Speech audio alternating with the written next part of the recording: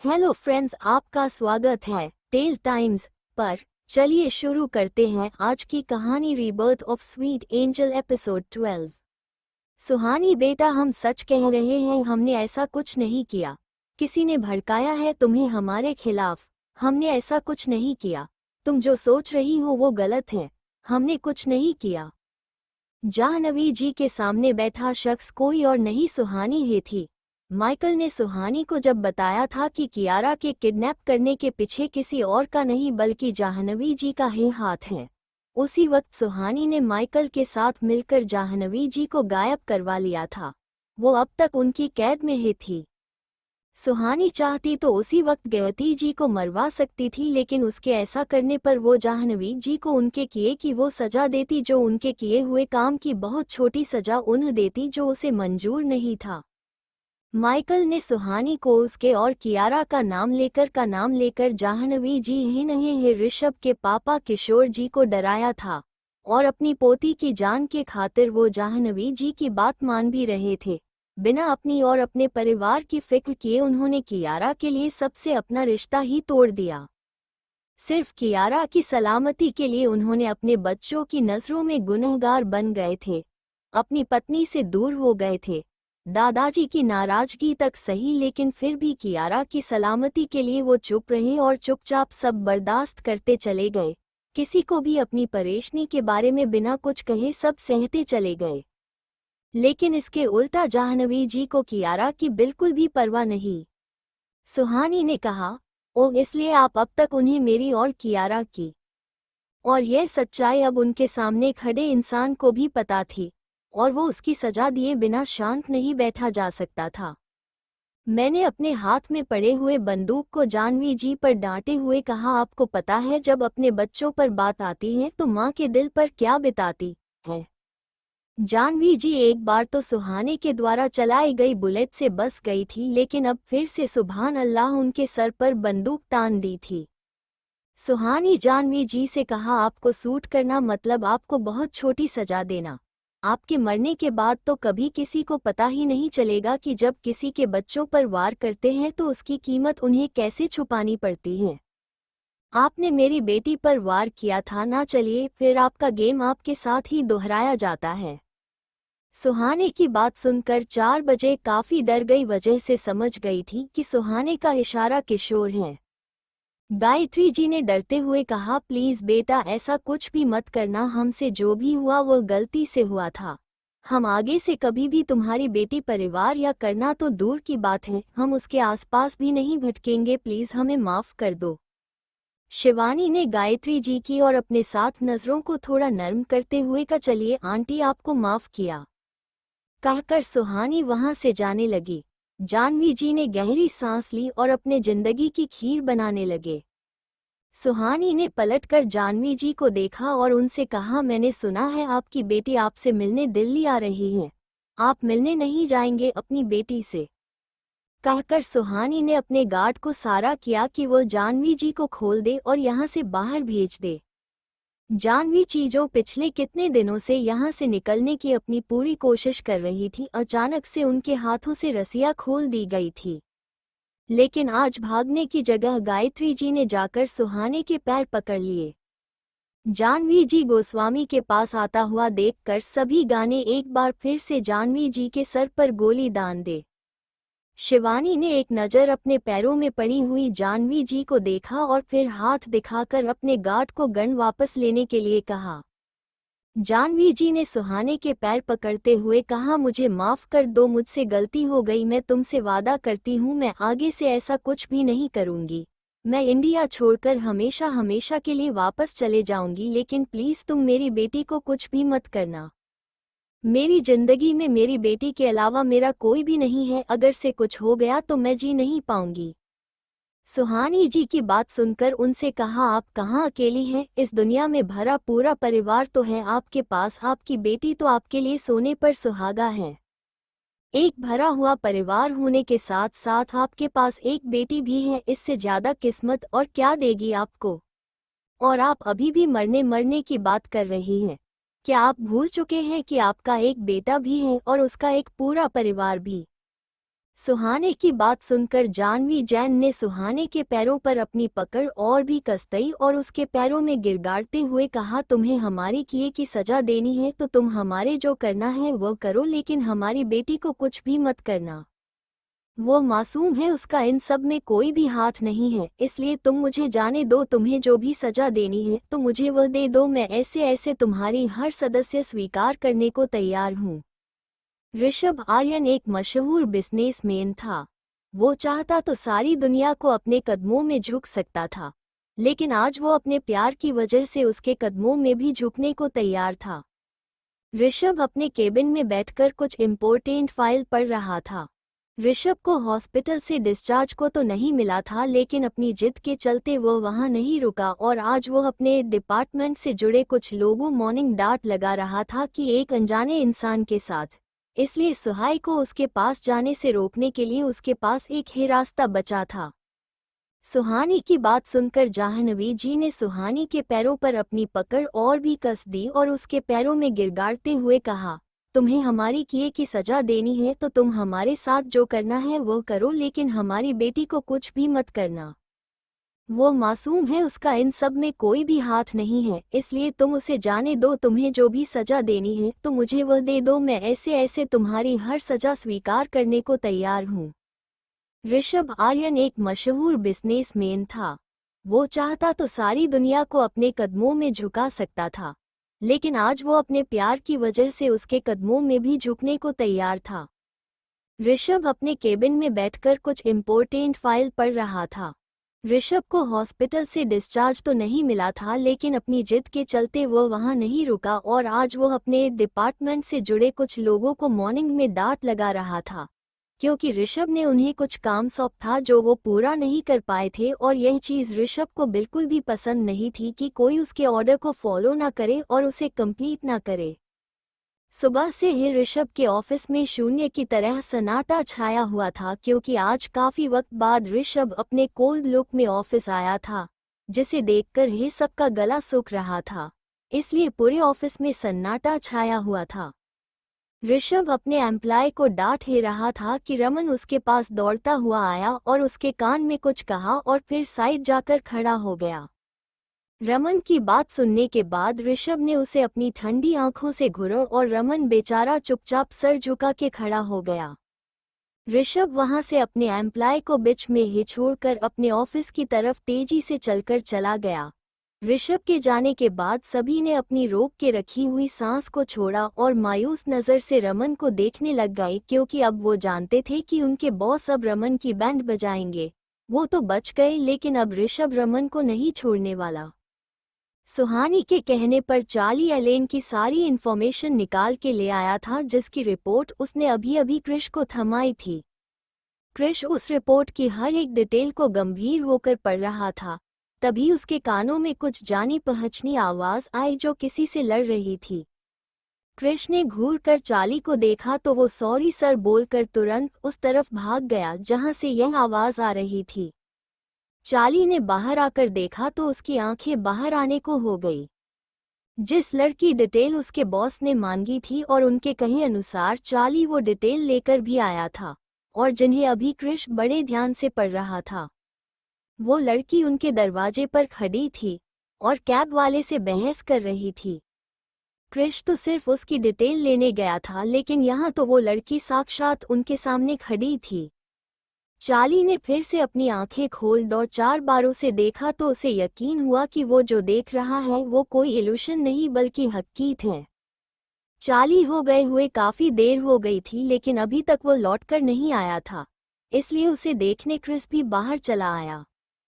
Charlie अभी alien को देख रहा था कि उसने देखा एक साइड से माइकल लेकर तरफ से ही आ रहा था। अशोक उसकी आंखों में एक मिस्टीरियसपन छुपा हुआ था, जिसे देखकर कोई भी नहीं बता सकता कि इस वक्त उसके दिमाग में क्या चल रहा था। एलेन ने जय माइकल को अपनी ओर आते हुए देखा तो वह अपना झगड़ा भूलकर दौड़कर उसके पास चली गई। एलन को देखते ही माइकल ने अपने देखने का नजरिया पूरी तरह से बदल लिया। अब उसके चेहरे पर मिस्टीरियस पर नहीं बल्कि एक प्यारी सी स्माइल थी, जिसे देखकर कोई भी बता सकता है कि वह एलन के आने से कितना ज्यादा खुश है। एलेन जाकर माइकल के गले लगी और माइकल ने भी उस पर अपने हाथ कस दिए। उन दोनों को देखकर ऐसा लग रहा था जैसे वह सालों से बिछड़े हुए कोई प्रेमी हो जो अब वर्षों बाद आज मिले। शालिनी इस बात पर ध्यान ही नहीं दिया कि कब जाकर क्रिश उसके पास आकर खड़ा हो गया और अपने सुलगती हुई नज़र से माइकल और एलेन को देख रहा था। माइकल ने जो महसूस किया कि कोई तो खतरनाक आंखें उसे कब से घूर रही है तो है वह एलान से दूर जाता और बिल्कुल सावधान की पोजीशन में एक बच्चे की तरह सर झुका कर खड़ा हो गया। एलेन ने माइकल कैसे रिएक्शन को देखा तो उसने उसकी नज़रों को फॉलो किया था। सामने चार्ली और क्रिश खड़े होकर उन्हें ही घुर कर देख रहे थे। एलेन के उनके साथ कोई खास दोस्ती नहीं थी, इसलिए उन्हें देखकर एक वक्त के लिए वह भी सक पका गई और सीधे खड़ी हो गई। उनके बीच एक अलग ही टेंशन नजर आ रहे थे। तभी वहां पर एक कार आकर के रुकी और उसके अंदर से सुहानी निकलकर बाहर आई। एलेन ने जब सुहानी को अपने सामने देखकर एलेन ने उसे घूर रही आंखों को पूरी तरह से इग्नोर किया और दौड़कर उसके पास चली गई और उसके गले लग गई। सुहानी ने भी मुस्कुराकर उसे अपने गले से लगा लिया। सुहानी को एलेन के साथ देखकर क्रिश ने उसे कुछ इशारा किया और सुहानी ने अपनी पलकें झुका दी, जिसे देखकर क्रिश वहां से अंदर की तरफ चला गया। क्रिश को अंदर की तरफ जाते हुए देखकर चार्ली भी उसके पीछे पीछे घर के अंदर चला गया। एलेन से अच्छे से मिल लेने के बाद सुहाने ने माइकल को कुछ इशारा किया और एलियन को उसके साथ भेज दिया और खुद गहरी लंबी सांस लेकर करके अंदर चली गई। इस वक्त अगर सोने का कोई देख लेता तो वो बिल्कुल भी नहीं कह पाता कि यह वही सुहानी है जो कुछ देर पहले अपनी आंखों से आग बरसा रही थी और जिसे कुछ देर पहले ही अपने सामने खड़े हुए जाह्नवी जी पर गोली चलाई थी। इस वक्त दुनिया भर की मासूमियत उसके चेहरे से झलक रही थी। सुहानी घर का अंदर गई ही थी कि कियारा उसके पैरों से आकर लिपट गई। कियारा को अपने सामने देखकर सुहानी अपने घुटनों का बल बैठ गई और उसे गले से लगा लिया। कियारा को गले लगाने के बाद सुहानी के बेचैनी दिल को काफी हद तक सुकून मिला था। ऐसे लग रहा था जैसे उसका बेचैन दिल अब जाकर कहीं शांत हुआ था। कियारा ने सुहानी के पैरों से लिपटे हुए ही कहा, मम्मा आप कहाँ चली गई थी? मैंने आपको बहुत मिस किया। सुहानी ने कियारा को अपनी गोद में उठाते हुए कहा, मम्मा ने भी अपनी प्रिंसेस को बहुत मिस किया। कहकर सुहानी ने कियारा के दोनों गालों को प्यार से चूम लिया। मम्मा को कुछ जरूरी काम था ना, इसलिए मम्मा को बाहर जाना पड़ा, लेकिन अब मम्मा आपके पास आ गई है ना। सुहानी कियारा को ऐसे ही अपनी गोद में उठाए घर के अंदर चली आई। क्रिश ने एक नज़र सुहानी और कियारा को देखा और बिना कुछ कहे ही उसके चेहरे पर एक वो स्माइल आ गई जो अनमोल थी, जिसकी कोई चाहकर भी कीमत नहीं लग सकता। उन दोनों को प्यार से दूसरे के साथ समय बिताते देख क्रिश को बहुत अच्छा लग रहा था। उसके बाद वो अपने काम में लग गया। थोड़ी देर बाद चार्ली क्रिश के सामने उसके स्टडी रूम में खड़ा हुआ था। क्रिश ने चार्ली से कहा, नज़र रखो सबके ऊपर, मैं जानना चाहता हूँ कि कौन किसके साथ क्या करता है। मुझे हर पल की डिटेल चाहिए, अपनी आंख कान सब खुले रखो। कुछ भी हो उससे पहले उसके सारे इन्फॉर्मेशन तुम्हारे पास होनी चाहिए। चार्ली ने कहा, बॉस मेरी और मेरे लोगों की नज़र इन सब के हर एक पल पर है, ये कुछ भी करे सभी की इन्फॉर्मेशन मेरे पास है। क्रिश ने कहा, नज़र रखो, और उसके बाद वो खिड़की के पास चला गया।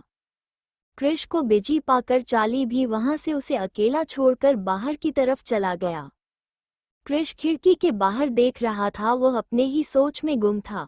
उसे इस बात का एहसास ही नहीं हुआ कि कोई कितनी ही देर से स्टडी रूम के दरवाजे पर खड़े होकर देख रहा है। सुहानी जो क्रिश से बात करने आई थी, वो क्रिश को अपनी सोच में घूम देखकर काफी देर तक उसको इंतजार करती रही, लेकिन जब क्रिश को उसने कुछ ज्यादा ही बिजी पाया तो वो कुछ सोचकर वहां से वापस चली गई। माइकल एलेन को लेकर गेस्ट हाउस में आ गया था। माइकल ने एलेन को उसके कमरे की तरफ जाने के लिए कहा, लेकिन एलेन ने उसकी बात न मानकर सीधे जाकर उसके गले लग गई।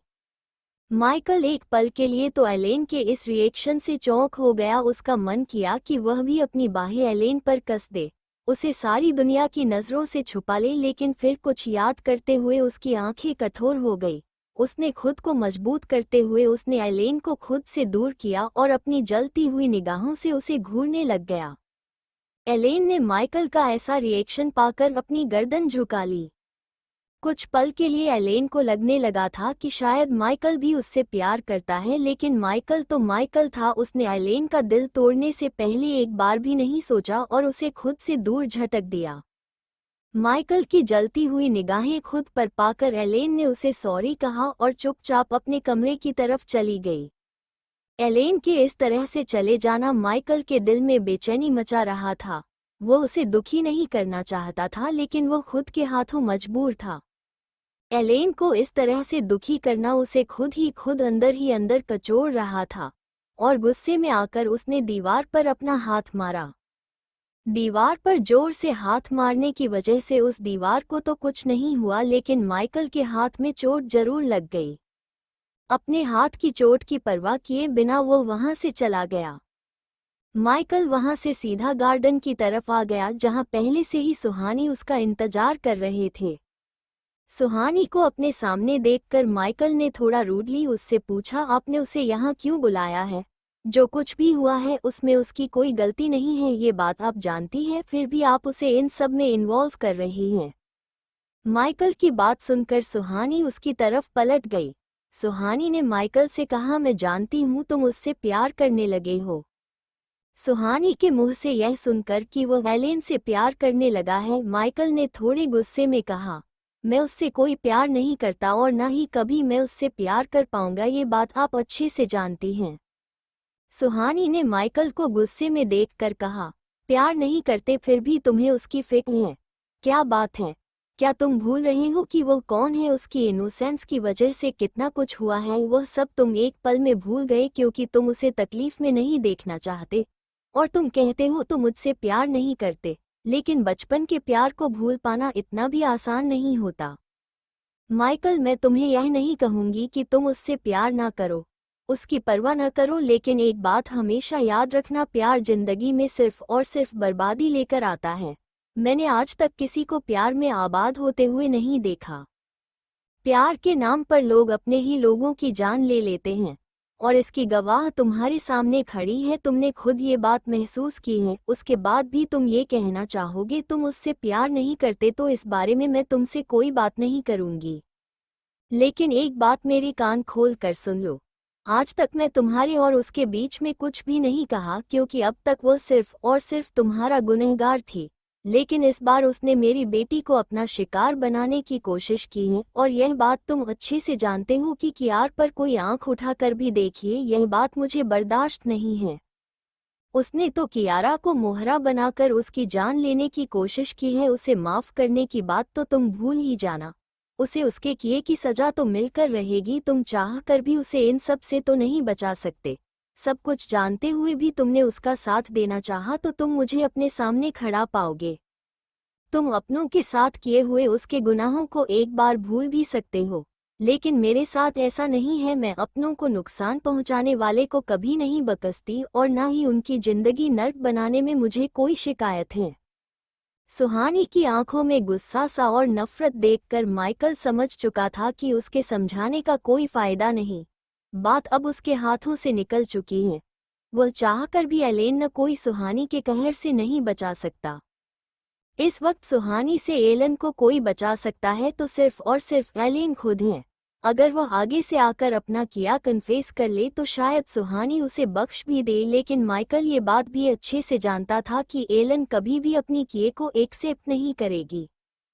उसने जो कुछ भी किया वह भले ही किसी के कहने पर किया हो, लेकिन उसे इस बात का एहसास ही नहीं है कि उसकी वजह से क्या होने वाला था और क्या कुछ हो चुका है। सुहानी की बात सुनकर माइकल ने उसके सामने अपने गर्दन झुका ली। इसका मतलब था कि उसने अपने हथियार सुहानी के सामने डाल दिए हैं। वो उसके काम के बीच में नहीं आएगा। लेकिन अभी भी माइकल को एलेन को लेकर फिक्र हो रही थी।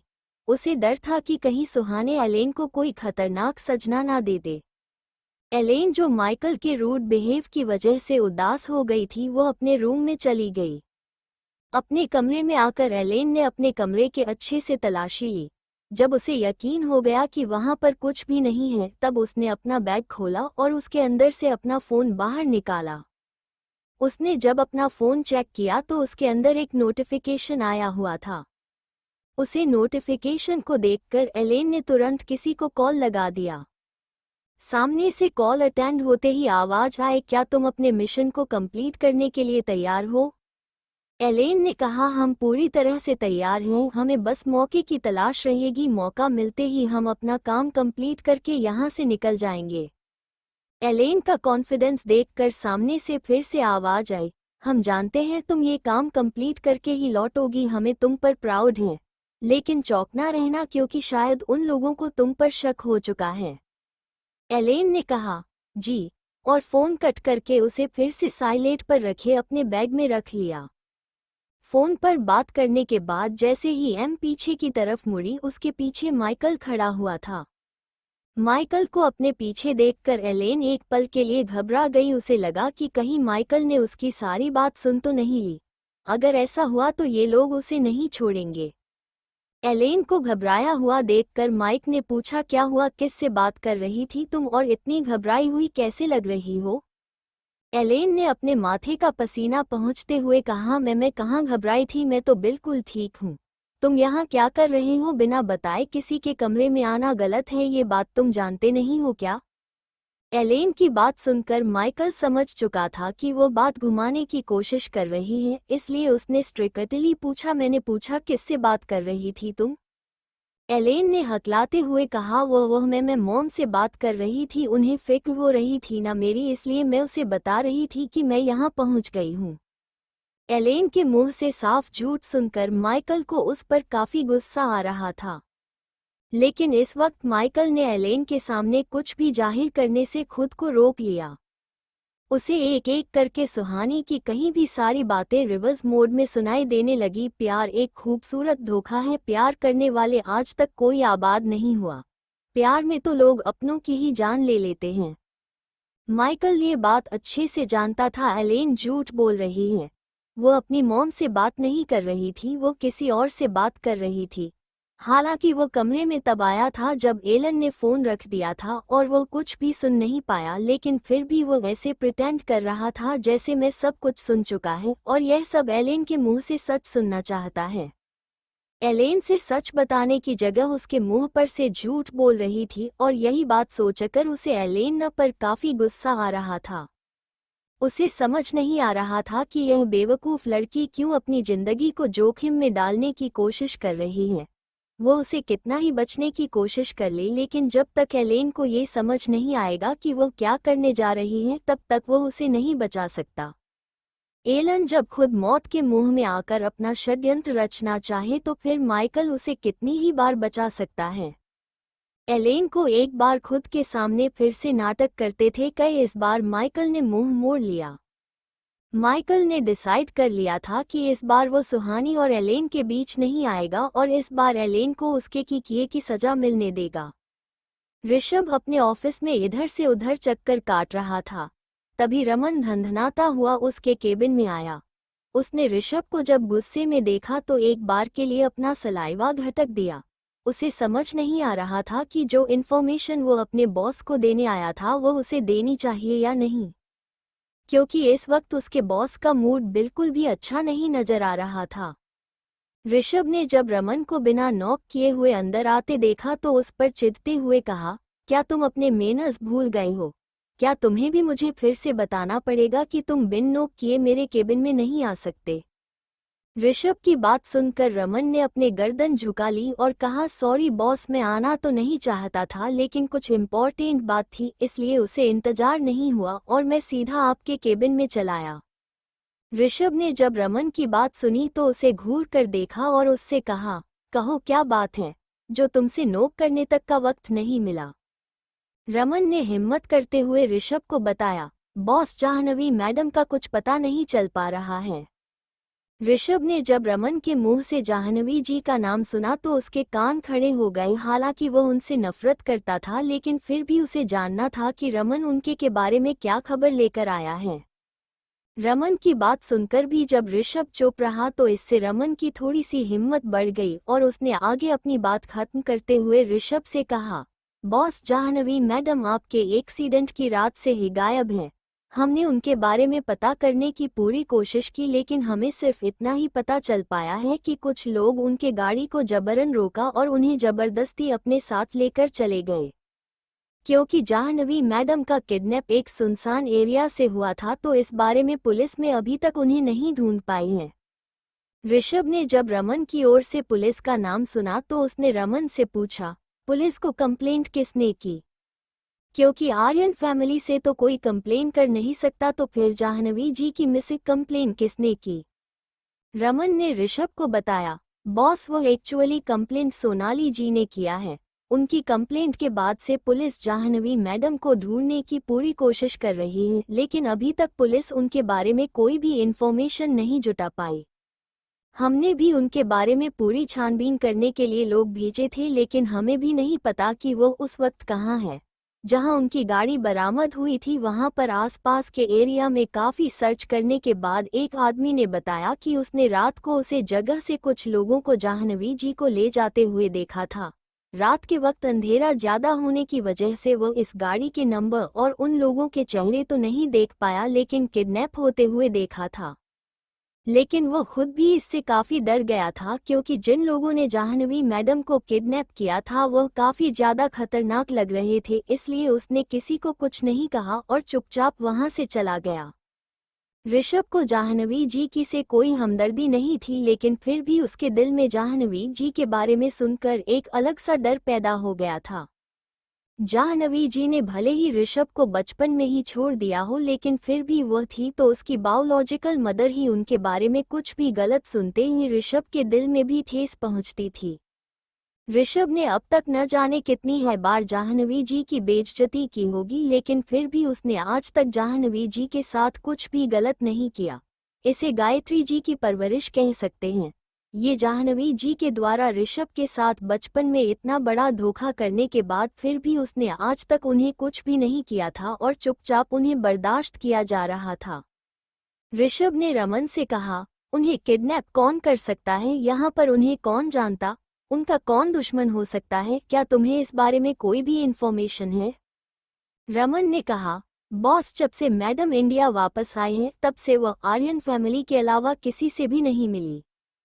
इतना कहकर उसने अपना सर झुका लिया और चुपचाप खड़ा हो गया क्योंकि इसके आगे कुछ भी बोलने की हिम्मत भी उसमें नहीं थी। ऋषभ ने जब रमन से सुना कि जब से जाह्नवी जी वापस से इंडिया आए हैं तब से उनका सिर्फ और सिर्फ आयरन फैमिली से रिश्ता मिलते रहा है, तब उससे मैं उसकी मौत किया बंद हो गई और उसके हाथों की नसीब भरकर बाहर आ गई ताकि ऋषभ को एक बार फिर से अपनी माँ के लिए प्यार जाकर उनकी फिक्र होने लगी हो। जो कुछ भी जाह्नवी जी ने आर्यन परिवार के साथ किया तब वह सब जानने के बाद तो कभी फिर ऋषभ को उनके लिए पर वह जांच ही नहीं सकती थी। ऋषभ की जाह्नवी जी के लिए फिक्र देखकर गायत्री जी को काफी बुरा लग रहा था लेकिन फिर भी वह जानना चाहता था कि अचानक से जाह्नवी जी थी कहाँ चली गई। बिना वह कार्य विवाह कुत्ता भाग किया तो इतनी आसानी से आवाज से जाने वाली नहीं थी, फिर वह अचानक से कहाँ चली गई? क्या ये है उनकी कोई नई चाल हो सकती है या फिर वो सच में किसी मुसीबत में फंस चुकी हैं? क्रिश के कहने के बाद चार्ली ने अपने लोगों को आर्यन परिवार के सभी सदस्यों के पीछे लगाया हुआ था। वो उनके हर एक एक्टिविटी को नोट करते हैं और उसकी रिपोर्ट क्रिश को कर रहे थे लेकिन उनका पीछा करते हुए इतना वक्त हो जाने के बाद भी उनके खिलाफ कोई भी प्रूफ नहीं मिल पा रहा था। क्रिश को समझ नहीं आ रहा था कि आदमी परिवार सच में बदल गया है या फिर वो कुछ नया खेल खेलने की तैयारी कर रहे हैं। सुहानी ने माइकल के साथ मिलकर एलन का पर्दाफाश करने से पहले कुछ जरूरी इंफॉर्मेशन कलेक्ट करने में लगी हुई थी। अभी तक की रिसर्च में जानने के बाद ऐसी बहुत सारी चीज लगी थी जिन्हें वो किसके साथ भी शेयर नहीं कर पा रहे थे क्योंकि शायद से इसके लिए मौका ही नहीं मिल पा रहा था। वो क्रिश से बात तो करना चाहती थी लेकिन उसे समझ नहीं आ रहा था कि वो अपने बात कैसे उसके सामने रखे। सुबह सुबह सुहानी और क्रिश मिलकर जब कियारा को नाश्ता करवा रहे थे तो उसने अचानक से अपने बड़े दादू से मिलने की जिद पकड़ ली। क्रिश से काफी समझाया लेकिन वो मानने को तैयार ही नहीं थी। उसे अपने बड़े दादू दादा दादी से मिलने जाना था। काफी वक्त बीत गया था जब से कियारा उस रात और इंसिडियस हुआ था। उसके बाद से सुहानी ने कियारा के बाहर जाना ही बंद कर दिया था। कियारा बच्चे थी इसलिए उसे बाहर जाने की जरूरत भी नहीं थी। वो घर पर ही रह कर अपना एंजॉय कर सकती थी, लेकिन उसे अपने बड़े दादाजी और दादा दादी से तो मिलना ही था। वो इतने दिनों बाद तो उनसे मिली थी तो उनकी याद आना तो उसके लिए स्वाभाविक था। क्रिश सुहानी से ज्यादा वक्त नहीं देख रहे थे इसलिए कि ये बुरी तरह से अपने बड़े दादू दादा दादी को मिस कर रही थी, क्योंकि जब वह आर्यन फैमिली में होते थे तो सभी लोग मिलकर उसे पूरा वक्त देते थे और उसके साथ खूब खेलते थे। कियारा की जीत को समझते हुए सुहानी ने उसे प्रॉमिस किया है शाम को उसे अपने बड़े दादू से मिलवाने के लिए लेकर जाएगी। सुहानी की बात सुनकर कियारा एक पल के लिए तो थोड़ी उदास होगी, क्योंकि उसे इसी वक्त अपने बड़े दादू के पास जाना था। लेकिन फिर जब उसने सुना कि सुहानी उसको शाम कौन सी मिलवाने के लिए जाएगी तो ये समझते भी वो फिर से खुश हो गई, क्योंकि आज वो काफ़ी दिन बाद अपने बड़े दादू दादी से मिलने वाली थी। सुहानी ने अपना नाश्ता खत्म करने के बाद क्रिश से कहा, भाई मुझे कुछ जरूरी काम है इसलिए मैं बाहर जा रही हूँ, तब तक कियारा के साथ घर पर रह सकते हैं। क्रिश ने सुहानी से कहा, तुम आराम से जो और अपना काम खत्म करो। प्रिंस के साथ उसके मामू घर पर ही हैं और जाते वक्त बॉडीगार्ड्स को अपने साथ लेकर जाना मत बोलना। सुहानी नवहा में गर्दन हिलाई और वहां से निकल गई। जाह्नवी जी के बारे में पता चलने के बाद से ही ऋषभ का मन बेचैन हो रखा था। उसे समझ नहीं आ रहा था कि शहर में ऐसा कौन आ गया जो आर्यन परिवार से सीधा सीधा दुश्मनी मोल लेने की कोशिश कर रहा है। भले ही आर्यन फैमिली ने अभी तक जाह्नवी जी की को फिर से नहीं अपनाया हो, लेकिन फिर भी जाह्नवी जी के नाम के आगे आर्यन सरनेम जुड़ा हुआ था। आर्यन सरनेम होते हुए भी जाह्नवी जी का इस तरह से किडनैप हो जाना और उनके बारे में कोई भी इन्फॉर्मेशन नहीं मिलना वाकई में खतरे का साइन था। अगर दुश्मन जाह्नवी जी को आर्यन सरनेम होते हुए भी किडनैप कर सकता है तो हो सकता है वो आर्यन फैमिली में किसी और मेंबर पर भी अटैक करे, और उसे अटैक से प्रोटेक्ट करने के लिए ऋषभ पूरी तरह से तैयार था। लेकिन उसे अभी तक समझ नहीं आ रहा था कि कौन आर्यन परिवार से दुश्मनी लेना चाहता है। रमन ने भी अपनी ओर से पूरी कोशिश कर रखी थी यह पता करने की कि जाह्नवी जी का किडनैप किसने किया है और क्यों, लेकिन उसे भी अभी तक कोई सुराग नहीं मिला था और न ही जाह्नवी जी के बारे में कोई जानकारी मिली थी। ऋषभ ये बात अच्छे से जानता था कि उसका असिस्टेंट रमन अगर किसी बारे में पता करने की कोशिश कर रहा है और इस युवा चीज ना मिले ऐसा हो ही नहीं सकता। लेकिन फिर भी आज रमन के इतने कोशिशें के बाद भी उसे जाह्नवी जी के बारे में कोई भी इन्फॉर्मेशन हाथ नहीं लग रही। सुबह के समय कियारा बाहर गार्डन में नैनी के साथ खेल रही थी। एलेन जब आउट हाउस से बाहर आ रही थी तो उसने देखा कि क्रिश गाड़ी में बैठकर कहीं जा रहा है। एलेन ने विला में चारों तरफ नजर घुमाई तो उसकी नजर पर उसके और कियारा के अलावा कोई भी नजर नहीं आ रहा था। एलेन में जाकर गार्ड से पूछा कि सुहानी इस वक्त कहाँ है, तो गार्ड ने उसे बताया कि वह माइकल के साथ सुबह सुबह ही कहीं के चली गई हैं और अब तक लौटकर वापस नहीं आई हैं। और माइकल भी कल रात से ही घर वापस नहीं लौटा। माइकल एलेन के साथ आउट हाउस में रह रहा था तो ये बात एलेन अच्छे से जानती थी कि माइकल कल रात से ही घर नहीं आया था, और अगर इतनी सुबह सुबह वो सुहानी के साथ कहीं गया तो जरूर किसी इम्पोर्टेंट मिशन पर गए होंगे। इसलिए उन दोनों की तरफ से तो एलन पूरी तरह से निश्चित हो चुकी थी। एलेन को जब पता चला कि घर में इस वक्त उसे और कियारा को छोड़कर कोई भी नहीं है, सभी किसी न किसी काम से बाहर गए हुए हैं, तो उसे यह मौका सबसे अच्छा लगा। अपने मकसद को कामयाब करने के लिए एलेन को इससे ज़्यादा बेहतर चांस नहीं मिल सकता था। एलेन जल्दी जल्दी कियारा के पास गई और उसके साथ साथ खेलने लग गई।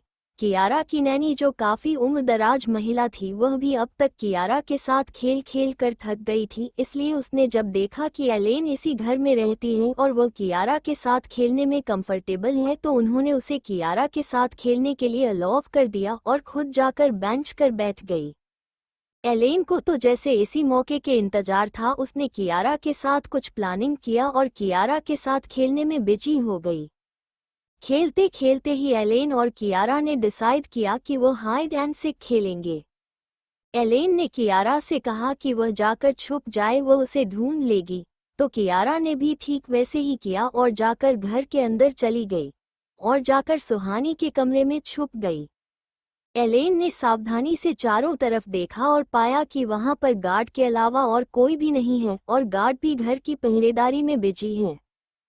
तो वो धीरे धीरे विला के अंदर चली गई और कियारा को ढूंढने के बहाने धीरे धीरे सुहानी के कमरे तक पहुंच गई। कियारा तो पहले से ही सुहानी के बेड के नीचे छुपी हुई थी। उसने जब एलेन को उस कमरे में आते हुए देखा तो अपने मुंह पर हाथ रख लिया और बिना कोई आवाज के ही बेड के नीचे छुपी रही। एलेन ने थोड़ी देर के लिए तो सुहानी कमरे में कियारा को ढूंढा, लेकिन फिर उसे लगा कि कियारा इस कमरे में ना छुपकर किसी और कमरे में छुपी है, तो वो अजीब तरीके से मुस्कुराने लगी और जल्दी अपना काम खत्म करने लगी।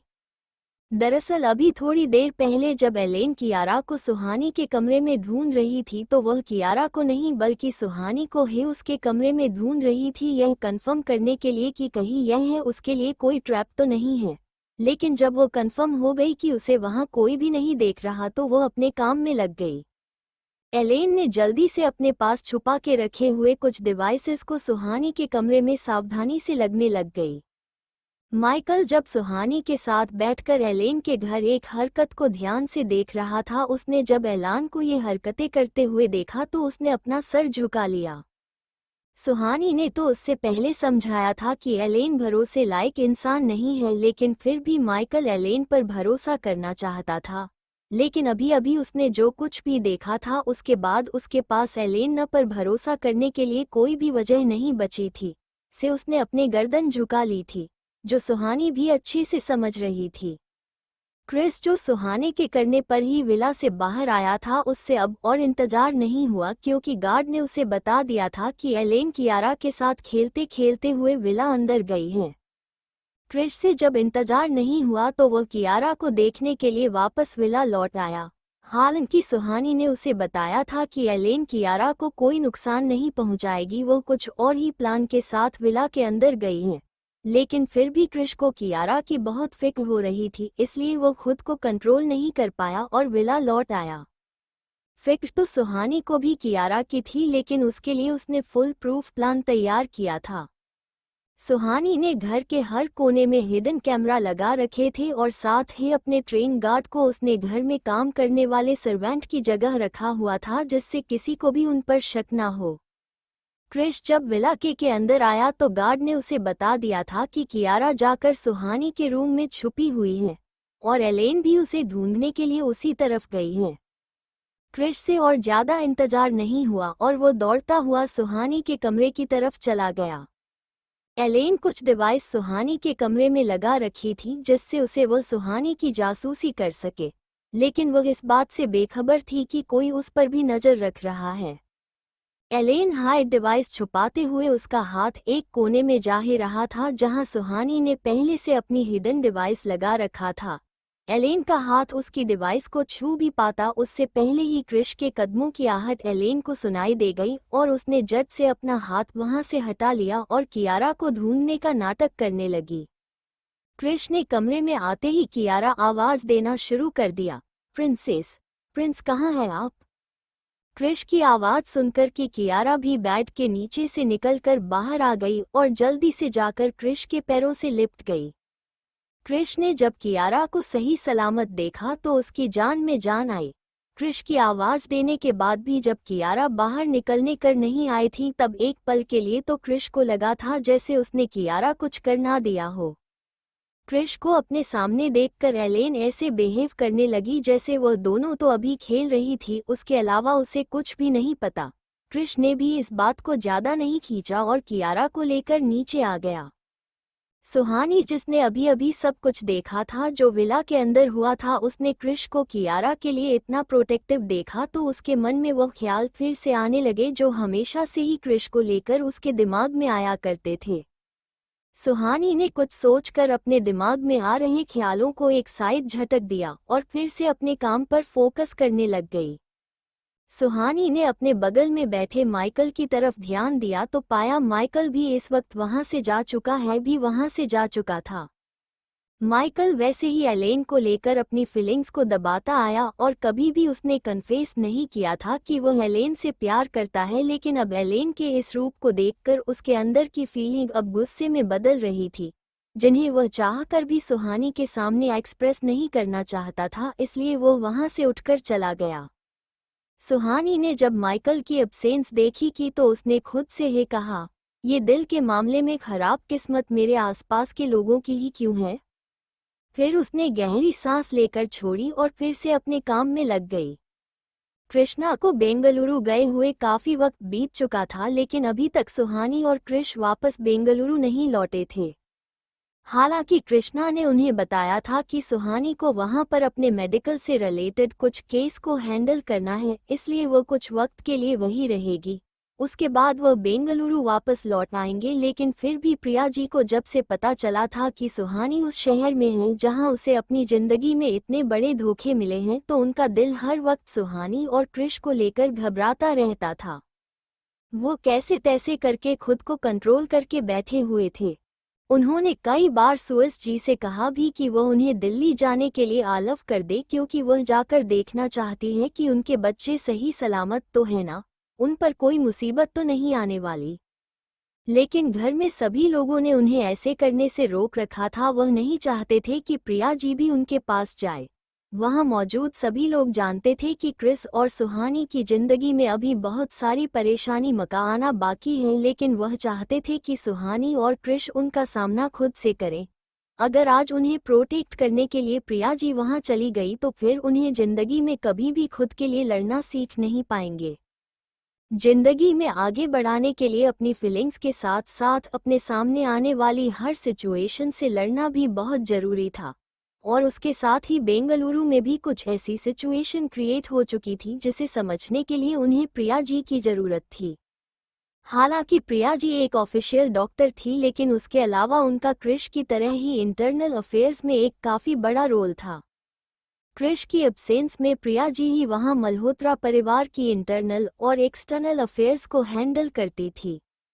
और इस वक्त क्रिस और सुहानी से ज्यादा मल्होत्रा परिवार को प्रिया जी की जरूरत थी, पर इसी बात को सोचकर प्रिया जी अभी तक उन दोनों के पास जाने से खुद को रोक रखी थी। कियान, जो काफी वक्त से हॉस्पिटल के अंदर ही था, अस्पताल से रिलेटेड कुछ क्रिटिकल केस को सॉल्व करने में लगा हुआ था, उसे जब पता चला कि जाह्नवी जी गायब हो चुकी हैं तो उसे एक पल के लिए तो खुशी हुई कि चलो उनकी जिंदगी से एक बहुत बड़ी भला टल चुकी है। लेकिन फिर जब उसे ऋषभ का ख्याल आया तो उसे ऋषभ को लेकर उसे उसकी फिक्र होने लगी, क्योंकि वह जानता था कि भले ही एक बच्चा अपनी माँ से कितना ही नाराज क्यों हो, लेकिन माँ को मुसीबत में देखकर उसे पर क्या गुजरती है ये कियान से अच्छा कौन समझ सकता था। कियान भी तो कितने ही वक्त तक गायत्री जी से नाराज रहा था, लेकिन गायत्री जी को किसी भी मुसीबत में देखकर कियान के दिल में कितना दर्द होता था ये बात सिर्फ वही जानता था। बाहर से उसने ऐसी खुद को कितना ही कठोर क्यों ना दिखाई हो, लेकिन अंदर ही अंदर अपनी माँ के लिए वह कितना तड़प आया है ये बात कियान अच्छे से समझना भी था और अभी ऋषभ के रहने वाली तकलीफ को महसूस भी कर पा रहा था। एलेन अपनी ओर से पूरी कोशिश कर रही थी कि वह कैसे भी करके अपने मकसद को अंजाम दे सके, लेकिन उसकी हर कोशिश हर बार फेल हुई जा रही थी। जाह्नवी जी कितने दिनों से सुहानी के कैद में बंद थी। इतने वक्त में उन्हें अच्छे से समझ आ चुका था कि उन्हें बचाने के लिए यहाँ कोई नहीं आ सकता, तब उन्होंने खुद ही वहाँ से निकलने का रास्ता तैयार करना शुरू कर दिया और उनकी मेहनत रंग भी लाई। उन्हें ऐसा मौका मिला जब वह वहाँ से निकाल कर बाहर जा सकती थी। उन्होंने उसे मौके का पूरा फायदा उठाया और गार्ड की नज़र से बचते बचाते वहाँ से बच निकली। जाह्नवी जी वहां से बचकर निकलने के बाद सड़क पर दौड़े जा रही थी, लेकिन उन्हें दूर दूर तक कोई भी मदद नजर नहीं आ रही थी। ऐसा लग रहा था जैसे किसी ने उन्हें एक अंधेरी जगह पर और सुनसान एरिया में बंद किया हुआ था, इसलिए उन्हें दूर दूर तक कोई भी इंसान नजर नहीं आ रहा था जो उनकी मदद कर सके। वह भी दौड़ते दौड़ते अब थक चुकी थी, उनमें अब और ज्यादा चलने की हिम्मत नहीं बची हुई थी।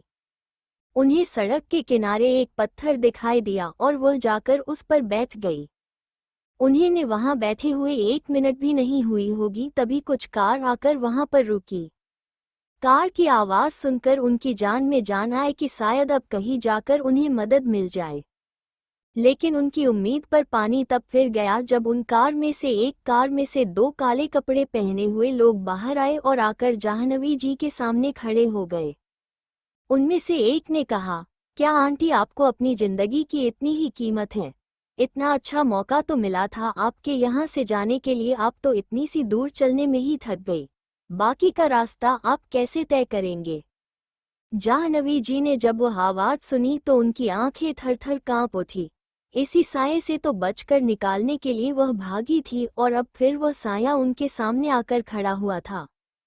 सुहानी को अपनी आंखों के सामने देखकर जाह्नवी जी को पिछले दिनों में बीता हुआ हर एक पल अपनी आंखों के सामने से घूमने लग गया। वो सुहानी को समझा समझा के थक गई कि उन्होंने कियारा को नुकसान नहीं पहुंचाया। वो उसकी मदद से उसे परिवार को डराना चाहती थी, उनसे अपनी बात बनवाना चाहती हूँ थी और उन्हें किसी को नुकसान नहीं पहुंचाया है, लेकिन सुहानी उनकी बात मानने को तैयार ही नहीं थी। सुहानी ने बेसिकली उन्हें फिजिकल कोई भी टॉर्चर नहीं किया, लेकिन मेंटली इतना टॉर्चर किया था कि अब वो सुहानी का नाम सुनकर ही डर से कांपने लगी थी। और इस वक्त तो सुहानी उनके सामने खड़े हुई थी। जाह्नवी जी ने सुहानी के पैरों में गिरते हुए उससे कहा, मुझे माफ कर दो, मुझे जाने दो। सुहानी ने कहा, यह क्या बात हुई आंटी, अभी तो हम मिले भी नहीं हैं ढंग से और अब आप जाना चाहती हैं? आप इतना जल्दी क्यों जाना चाहती हैं? अब तो हमारा रिश्ता और भी गहरा हो गया, आप तो मेरी सासू माँ बनना चाहती हैं। सॉरी, मैंने गलत बोल दिया ना, आप तो मेरी ऑलरेडी सासू माँ हैं। लेकिन क्या करें आंटी, मैं तो उस रिश्तों को बहुत पहले छोड़ दिया, तो उसे रिश्ते से मैं अब आपकी बहू नहीं रही, तो अब आप मुझ पर अपनी हुकूमत नहीं झाड़ सकती। सुहानी भले ही जाह्नवी जी को ये बात इतनी सीधे तरीके से कह रही थी, लेकिन उसकी आवाज में जो कर्कशनेस थी उसे जाह्नवी जी थर थर कांपने को मजबूर थी।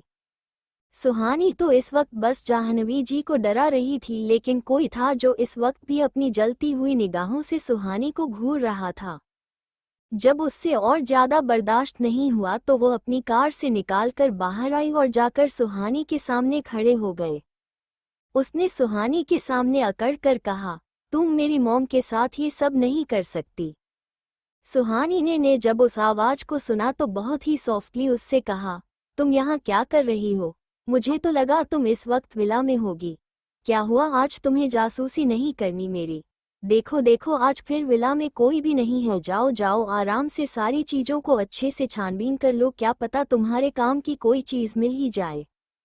एलेन ने जब सुहानी के मुंह से जासूसी की बात सुनी तो वह चौंक गई। उसे समझ नहीं आ रहा था कि उसने इतने दिनों में इतनी सावधानी से विला की तलाशी ली थी, लेकिन फिर सुहानी को इस बारे में कैसे पता? क्या सुहानी को ये पहले से पता है? क्या वो उस पर नजर रख रही थी?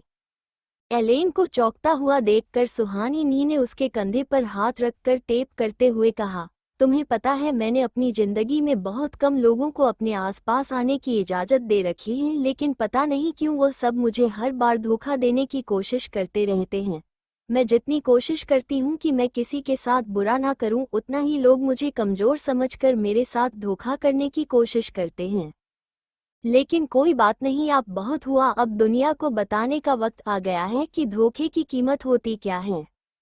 एलेन ने सुहानी के हाथ को अपने कंधे से हटाते हुए कहा, अपनी बकवास बंद करो, हमने तुम्हें कोई भी नुकसान नहीं पहुंचाया। हम जो भी कर रहे थे अपने मकसद को कामयाब करने के लिए कर रहे थे। शुरुआत तुमने पहले की थी हमारी मॉम को किडनैप करके। हम यहाँ बस अपनी मॉम को ढूंढने आए थे, जिन्हें तुमने कैद करके रखा था। और तुम मेरी मॉम को इस तरह से अगवा करके नहीं रख सकती, जाने दो उन्हें, वरना तुम्हारे लिए अच्छा नहीं होगा। सुहानी ने अपनी गन रेडी करते हुए एलेन को देखते हुए कहा, वरना क्या? क्या अच्छा नहीं होगा? अब तक तुमने कौन सा अच्छा ही किया है मेरे साथ? अभी तक भी तो तुमने पीठ पीछे छुरा ही घोपा है। धोखा देना अपनी माँ से विरासत में सीखा है ना तुमने। मेरी अब्सेंस में मेरी कियारा को डराने की कोशिश की, उसकी वीडियो बनाई और उससे भी मन नहीं भरा तो तुम्हारी माँ ने उसे किडनैप करने का सोच लिया। सोच क्या लिया, उन्होंने तो उसे किडनैप करवा ही दिया था। उसमें भी कोई कसर बाकी रह गई थी कि तुम भी मेरे घर पर आ गई मुझ पर इल्जाम लगाने की मैं तुम्हारी मॉम के साथ गलत किया है। तुम्हारा सच जानते हुए भी तुम्हें अपने दोस्त बनाया ये गलती थी मेरी, या तुम पर ट्रस्ट करके तुम्हें अपने घर में रखा ये गलती है मेरी।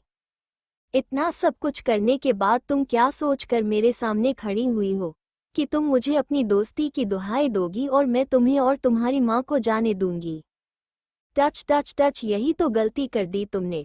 अफसोस मैं तुम्हारे भाई जैसी नहीं हूँ और ना ही मैं तुम्हारी सौतेली फैमिली जैसी हूँ जो अपने दुश्मनों को जानती है फिर भी अपनी आंखों के सामने रखने में विश्वास करते हैं। मैं अपने दुश्मनों को खत्म करने में विश्वास करती हूँ और भूल कर भी अपनी सौतेली फैमिली की बताए हुए पर भरोसा मत कर लेना। अब मैं वो सुहानी नहीं रही जो लोगों पर तरस खाकर उन्हें छोड़ देती थी। अब अगर किसी ने मेरे अपनों को एक खरोच तक पहुंचाने की कोशिश की तो उनकी जान लेने में मुझे बिल्कुल भी अफसोस नहीं होगा।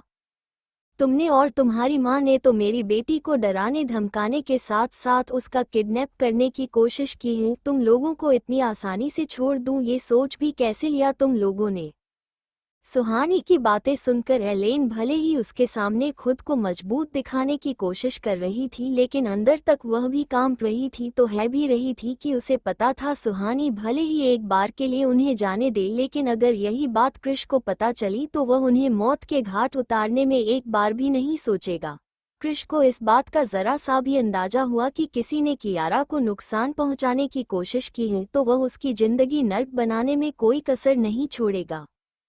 यही सब सोचते हुए एलेन को खुद पर गुस्सा आ रहा था कि वो क्यों अपनी माँ के कहने पर इंडिया आई और उसने ये सब किया। अच्छा खासा तो वह दोनों लंदन में रहे थे, फिर उन्हें कहाँ जरूरत थी यह सब करने की और अपनी जिंदगी को खुद अपने हाथों ही तबाह करने की। लेकिन अब क्या, अब तो जो होना तो हो चुका था और उसकी सजा के लिए उन दोनों को तैयार होना ही था। बचने की उम्मीद तो उन दोनों ने वैसे ही छोड़ रखी थी। एलेन ने अपनी माँ के साथ खुद को सरेंडर करते हुए सुहानी के सामने घुटनों पर बैठ गई। उन दोनों को इतनी जल्दी हार मानते हुए देखकर तरस तो सुहानी को भी बन पर आ रहा था लेकिन फिर भी वो उन्हें इतनी आसानी से नहीं जाने दे सकते थे क्योंकि उन्होंने जो कियारा के साथ करने की कोशिश की थी उसे सुहानी चाह कर भी नहीं भूल सकती। खुद के साथ किए हुए बुरे को तो सुहानी एक बार फिर भी भूल जाती लेकिन कियारा को नुकसान पहुंचाने वाले को किसी भी हाल में माफ करने को तैयार नहीं थी। सुहानी ने अपने साथ आए हुए गार्ड को दोनों को अपने साथ ले जाने के लिए ऑर्डर किया और खुद जाकर अपने कार की तरफ मुड़ गई। सुहानी ने अपनी गाड़ी में बैठने के लिए वाली थी कि उसे अपने पीछे से एक आवाज सुनाई दी। इतनी भी क्या जल्दी है सुहानी बेटा, हमसे मिलकर तो जाओ। To be continued in next episode.